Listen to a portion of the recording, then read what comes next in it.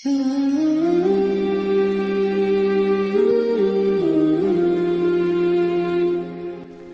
sujud kita mengakui, ya Allah, Engkau yang merawat aku, memberikan segala kebutuhanku, memaafkan aku kalau salah, membimbing aku ke jalan yang benar, kasih oksigen tanpa memberikan batasan. Semua Engkau berikan kepadaku. Tapi dalam keadaan demikian, aku masih melanggar ketentuanmu. Lisanku masih tajam.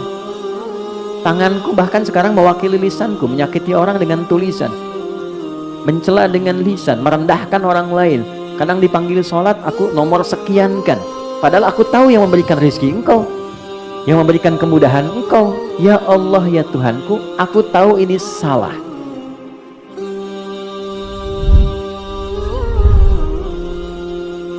Di pertemuan lalu, kita sudah belajar tentang sujud dengan 3 pendekatan. Perhatikan anjuran dari Al-Quran supaya belajarnya efektif. Dalam setiap ibadah itu satu, selalu akan ditemukan caranya. 2, ada bacaan atau doanya.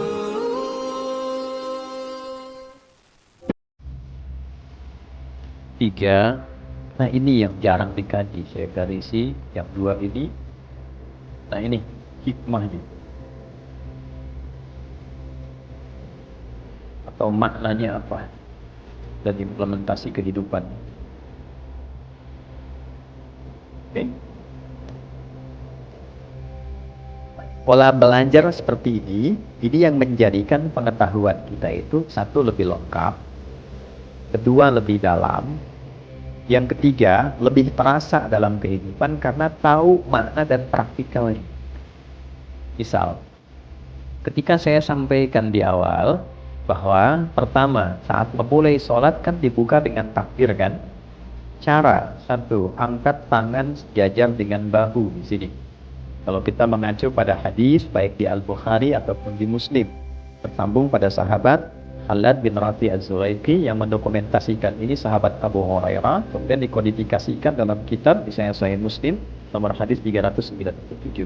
Baik, angkat tangan sampai sejajar dengan bahu. Rafa yadaihi hadhaman kibaihi di sini. Bacaannya apa? Ditemukan di riwayat Abu Daud, fayaqulu Allahu Akbar. 1, cara sudah dapat. 2, bacaan sudah dapat, Allahu Akbar. Yang 3, ini poinnya. Apa sih maknanya? Kenapa begini? Maknanya apa? Kenapa yang diucapkan Allahu Akbar? Apa korelasinya bacaan ini dengan bacaan setelahnya di ibtidah? Karena mesti ada makna. Kan implementasi sholat itu merubah kita menjadi lebih baik. Innas sholata tanha 'anil fahsya wal munkar. Mungkin nggak sesuatu dikerjakan merubah kita, tapi kitanya nggak paham? Mungkin nggak? Nggak mungkin. Makanya kalimat tadi itu yang disampaikan tegas oleh Al-Quran di Quran surah 29 ayat ke-45, dibukanya dengan pendekatan belajar yang benar. Persoalannya yang sering dihafalkan pertengahan ayatnya, awalnya tidak dibaca. Kalau saya baca tengahan, Anda pasti akan bisa melanjutkan. Innas sholata tanha 'anil fahsya. Oke, sepakat. Coba baca awal ayatnya. Oke. Utlu ma uhya ilaika minal kitab wa aqimis shalah. Perintahnya utlu. Anda buka mushaf, Anda temukan terjemahan bacalah. Tapi kalau kita baca lagi surat Al-Alaq ayat 1, saat wahyu pertama turun, kalimatnya ikra kan? Apa artinya ikra? Kalau sama-sama artinya bacalah, kenapa bacaannya beda? Yang satu ikra, yang kedua utslu. Kenapa saat wahyu turun ikra, kok saat sholat utslu? Secara cepat dan singkat, ikra itu dari qiraah, orangnya qori, membaca sesuatu tanpa dituntut memahami yang dibaca. Oke? Baik, jadi baca saja tanpa dituntut paham. Makanya saat kita ngaji kan ada ikra ya, qiraati, kan itu hanya bacaan tanpa dituntut paham. Itu kan a fathah a gitu kan, fa fathah fa lam dhamma u lu apa lu gitu kan. Itu kan? Tapi kan kita nggak dituntut paham kan? Baik. Nah, setelah kita mendapatkan informasi dengan lebih banyak, berubahlah pola penyampaian dan diksi kalimatnya. Oleh Allah ditekankan pada pemahaman. Nabi sudah dapat Al-Alaq, sudah dapat ayat lain, Al-Qalam, surat lain dan seterusnya, diperintah sholat. berubah perintahnya jadi utlu dari kata tilawah. Tilawah itu baca, pahami, dan amalkan yang dipahami. Oke? Nah, sebelum sholat perintahnya utlu bukan ikra. Utlu ma uhya ilaik. Muhammad sudah diwahyukan kepadamu banyak hal, cara dan turunannya. Baca dulu, ajarkan pada umatmu, baca dulu, pahami yang dibaca itu, kerjakan setelah dipahami itu. Jadi sebelum sholat, hal terpentingnya adalah pelajari dulu sampai mengerti. Kenapa kita takbir begini? Maksudnya apa? Itu sensasinya akan berbeda kepada jiwa. Wa aqimis shalah, baru tunaikan sholatnya. Nah, sholat yang demikian disertai dengan pemahaman sampai melahirkan kekhusyuan, itulah yang kemudian menghadirkan satu penggerak pada diri kita mengerjakan perbuatan yang baik, meninggalkan yang terkutuk, fahsya dan mungkar. Itu poin utamanya. Nah, sekarang pertanyaan baliknya, dari semua sholat yang kita pernah tunaikan, apakah seluruh bacaan sholat ini sudah kita pahami? Berapa persen? Kalau hanya ingin mengangkat kewajiban, selesai, tak perlu paham, yang penting sholat, gugur kewajiban. Pahala diberikan sepanjang ikhlas. Pahala itu urusan akhirat. Tapi keberkahan sholat yang merubah diri kita nggak dapat. Gitu. Kenapa dulu orang sholat jadi baik? Orang sekarang sholat misalnya belum berubah dia menjadi baik. Nah, problemnya adalah yang ketiga ini yang tidak optimal. Oke, cara cepat. Tinggalkan nih. Buang urusan dunia ke belakang. Tinggalkan. Saat akan sholat kalau pengen khusyuk, dunia buang ke belakang. Jangan dibawa lagi. Problemnya ketika orang sholat, dunia masih dibawa. Sehingga ketika lisannya mengatakan Allahu Akbar, di kepalanya masih proyek Allahu Akbar. Ya kan? Jemuran Allahu Akbar, cicilan Allahu Akbar, itu kan? Itu yang sering masuk terbawa. Padahal spirit asalnya buang. Wa annahum ilaihi raji'un. Al-Baqarah ayat 46. Kalau sudah mau sholat, semua dunia dibuang ke belakang. Nabi katakan ke sahabat, ij'alu sholatikum sholatun muwadda. Jadikan sholat kalian seperti sholat perpisahan. Maksudnya apa? Dunia buang dulu, karena yang dibawa ini urusan akhirat. Lalu ucapkan tidak ada yang tinggi dibandingkan Allah. Allahu Akbar. Itulah sebabnya kenapa bukan Ar-Rahman, bukan Ar-Rahim, supaya yang lain kecil, yang diagungkan yang besar saja. Nah, lalu disertakan rasa. Ini yang dihadirkan Abu Bakar As-Siddiq. Baru takbir itu sudah gemetar, nangis beliau. Kenapa? Karena takut lisannya mengucapkan Allahu Akbar, sementara sebelum sholat merasa besar dirinya. Merasa besar dibanding istri, merasa hebat dibanding suami, angkuh dari teman, yang paling segalanya. Terus dengan bangga mengatakan Allah yang maha besar, padahal dia sudah berbuat besar sebelum dia sholat. Makanya setelah itu dia pasrahkan dirinya, berdoa dengan baik, dipilihlah satu dari 9 doa iftitah yang pernah kita bahas. Nah, ini cara pembelajaran seperti ini saat akan dipraktekkan, itu membawa dampak berbeda. Nah, sudah kita pelajari dari wudhu sampai dengan sujud. Teman-teman yang baru bergabung, mohon dengan segala kerendahan hati berkenan mengikuti di sesi yang lain. Kita sekarang sudah sampai sujud, mau bangkit dari sujud. Jadi kasihan tuh sebulan belum bangun dari sujud. Sudah, oke. Poinnya, turun dari sujud saya cepat saja. Bisa dilakukan dengan dua cara. Saya persingkat ikhtisar dari yang lalu. Yang pertama, setelah i'tidal sami'allahu liman hamidah, rabbana walakal hamd, dan seterusnya. Maka cara pertama, ini yang diutamakan terlebih dahulu. Jika lututnya dalam keadaan sehat dan tidak bermasalah, maka dahulukan lutut untuk turun. Seperti ini, lutut duluan. Oke. Baiknya, baru telapak tangannya. Baik, tentang ini menjadi amalan pertama yang dilakukan Nabi, didokumentasikan oleh Imam Abu Daud dalam kitabnya Sunan Abu Daud nomor hadis 838, tersambung kepada sahabat Wa'il bin Hujr. Jadi kalau teman-teman pengen belajar tentang sholatnya Nabi dan ingin melihat siapa sahabat yang sering fokus mendokumentasikan sholatnya Nabi, ini namanya Wa'il bin Hujr. Dia masuk Islam dari awal, sering ngamatin Nabi. Jadi kalau kita nanti belajar fikih dan kita amati hadis-hadis tentang sholat, seringkali kita temukan sahabat mulia ini yang meriwayatkan. Oke, cara kedua, bisa menggunakan telapak tangan bila lutut bermasalah. Misalnya, walaupun nanti jadi pilihan di akhir. Lutut bermasalah karena satu mungkin faktor usia, kan? Yang kedua ada faktor ya secara non teknis, misalnya mohon maaf cedera kah ya karena olahraga dan sebagainya. Maka alternatif kedua, gunakan telapak tangan. Turun. Oke, gunakan telapak tangannya dulu ya, gini, baru kemudian itu boleh. Hadisnya hanya beda 2 nomor dengan yang tadi. Nomor hadis 840. Diriwayatkan oleh sahabat Abu Hurairah. Di kitab yang sama Sunan Abu Daud. Abu Hurairah nama aslinya, ya, ada yang tahu? Abdurrahman bin Sahar. Masuk Islam saat Nabi di usia 60 tahun kurang lebih. Sebelum Nabi meninggal, 3 tahun sebelum meninggal.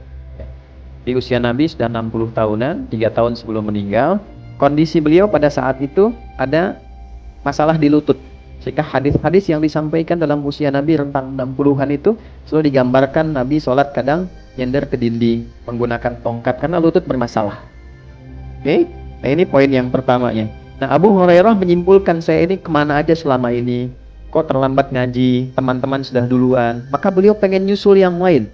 Jadi meningkatkan effortnya, menambah durasi belajarnya, dan ini jadi sunnah untuk kita. Tidak ada kata terlambat. Dan jangan menyimpulkan yang sudah duluan lebih unggul, tidak. Yang harus disimpulkan, yang lain sudah ngaji duluan, saya pun pengen seperti dia, pengen nyusul, nambah motivasi. Maka ini yang menarik perhatian Allah. Ini poinnya. Ketika kalimat ini muncul menarik perhatian Allah, diberikanlah kelebihan. Maka beliau bisa menangkap ajaran Nabi itu, cepat ditangkap dan didoakan oleh Nabi. Begitu dipakaikan sorban, nih itu begitu belajar dengan kondisi demikian, maaf, beliau tercatat dalam sejarah sebagai sahabat yang selalu ingat, sulit lupa. Sehingga 3 tahun itu dimanfaatkan betul, menunggu Nabi depan rumahnya, ngikut Nabi kemana diikuti, karena merasa terlambat. Akhirnya ketika Nabi meninggal, beliau sudah mengoleksi 7.000 hadis dari Nabi SAW. Durasi yang singkat, tapi begitu sangat bermanfaat. Nah, di antara hadis yang diriwayatkan tentang turunnya Nabi ketika akan sujud. Nah, beliau meriwayatkan versi menggunakan telapak tangan. Kenapa? Karena kondisi Nabi tadi dalam kondisi senior, lutut bermasalah, lalu telapak tangan yang turun. Jadi kalau ada teman-teman ingin menggunakan lutut, hadisnya yang tadi diriwayatkan. Kalau menggunakan telapak tangan, hadisnya bersandar pada Abu Hurairah. Nah, dalam ilmu hadis ada namanya al-jam'u wa taufiq. Cara mencari kesimpulan, jangan saling menyalahkan. Mana yang benar, lutut atau telapak tangan? Mana yang paling utama? Kumpulkan keduanya, ambil yang paling memudahkan untuk kita mengerjakan, karena itu pilihan yang membuat kita nyaman untuk melakukan. Jadi kalau Anda nyaman dengan lutut, silahkan dengan lutut. Kalau nyaman dengan telapak tangan, lakukan, tidak ada masalah. Dan jangan disimpulkan ketika ada yang pakai telapak tangan, dua. Ya, ya, jadi jangan simpulkan demikian. Yang salah yang pakai kepala duluan, belum apa-apa sudah bermasalah. Oke, sudah sujud, pastikan 7 anggota badan menempel sempurna dulu sebelum berdoa. Saya cepat highlight dengan cepat. 1, kening. Hadisnya dari Ibnu Abbas radhiyallahu taala anhuma, qala umirna an nasjuda ala sab'ati a'dhamin. Kami diperintah untuk bersujud dengan 7 anggota bagian tubuh. 1, kening. Saya sudah membahas persoalan tentang mukna, membahas persoalan juga tentang rambut, silahkan cek di pertemuan lalu. Yang kedua, 2 telapak tangan. Oke, jadi 1 tambah 2, 3. Yang selanjutnya 2 lutut tambah 2, 5. Selanjutnya 2 kaki dengan jemarinya, 7. 1, 3, 5, 7. Oke, baik, saat menyebutkan kening jabahah, Nabi telunjuknya menunjuk ke hidung begini. Dalam kondisi yang bersih, karpet dan sebagainya, nanti ukuran ini, kening, itu bisa disesuaikan dengan hidung. Jadi bisa menempel, tapi kalau kira-kira sedang di pantai atau naik ke gunung, kurang bersih dan sebagainya, maka harus ditempelkan hidungnya. Karena yang paling pokok itu apanya? Baik, 7 ini, ingat baik-baik. Kemudian makin sujudak, tempelkan dengan baik dulu, jangan langsung berdoa. Di baru turun belum nempel sudah doa, subhanallah, tidak. Tempelkan dengan nyaman, makin sujudak, sampai merasakan sensasi yang enak nempelnya. Yang penting kening. Ingat ya. Karena itu jangan gunakan, sekali lagi, jangan gunakan alas sujud yang terlampau empuk, sehingga tidak terasa pertemuan kening dengan tempat sujud. Ya, karena itu saya sering koreksi sejadah yang kalau kita sujud itu nggak rasa nempel, kayak ngambang. Jadi ibu kalau beli lihat sejadah, teman-teman, jangan lihat bagusnya, lihat fungsinya. Sejadahnya memang bagus, tapi nempelnya kayak bantal. Begitu sujud nggak bangun-bangun gitu. Oke, ya, ini tempatnya yang semakin tempat itu rata dan membuat nyaman ini untuk sujud tuh bagus. Tempelkan. Biasanya kalau yang belum terbiasa agak pusing awal-awal, setelah itu enak tuh, karena darahnya kan dipompa tuh. Ya, ngalir ke otak, ngalir lagi, dan ada titik pusat di sini. Ya, ada riset menunjukkan God spotnya gitu di tengah ini. Lalu tangan sudah menyatu semua enak, baru berdoa. Nah, di titik ini kemarin sudah kita bahas doa pembukanya, ya. Subhana rabbiyal a'la atau subhana rabbiyal a'la wa bihamdi, atau yang ketiga subhanakallahumma rabbana wa bihamdika Allahumma firli. Nah, di sini kita berhenti pertemuan lalu. Sekarang kita akan bahas bacaan itu plus hikmahnya. Caranya sudah, bacaannya sudah, tinggal hikmahnya apa, baru bangkit dari sujud untuk duduk di antara dua.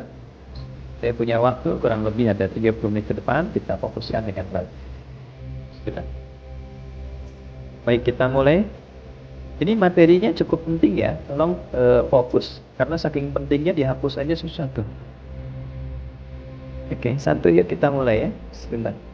Izinkan saya memulai dari sini. Kelihatan di situ? Ada ya? Ya, subhan rabbiyal a'la. Mas Dimas, tolong dinotis ya. Pertemuan berikutnya saya bawa materi PowerPoint ya, supaya nanti bisa kelihatan. Kita sudah siapkan kalau ada gambar, ada apa, jadi bisa lebih kelihatan.